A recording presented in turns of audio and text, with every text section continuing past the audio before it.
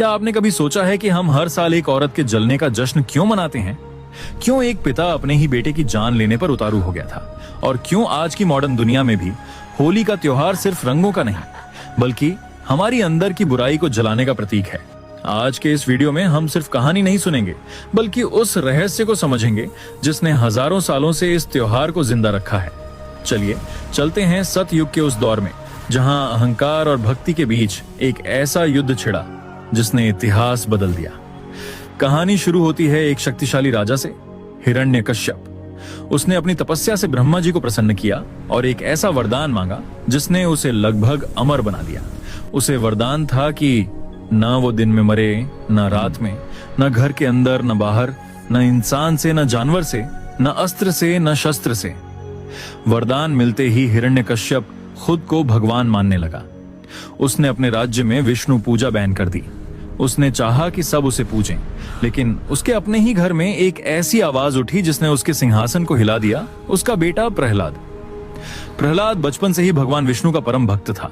पिता ने डराया, धमकाया, गुरुओं के पास भेजा, पर प्रहलाद के होंठों पर सिर्फ एक ही नाम था, नारायण।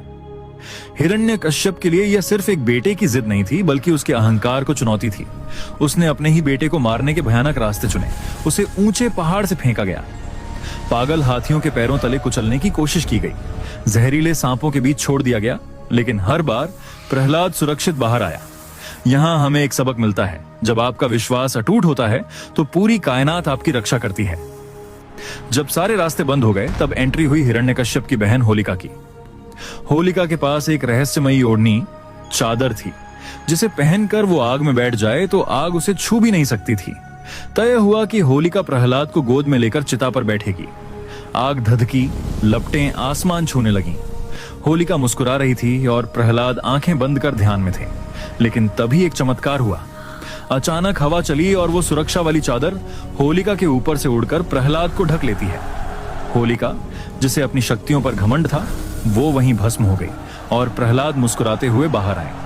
इसी याद में हम हर साल होलिका दहन मनाते हैं, जो ये याद दिलाता है कि अधर्म कितना भी ताकतवर क्यों ना हो, सत्य के सामने उसे जलना ही पड़ता है।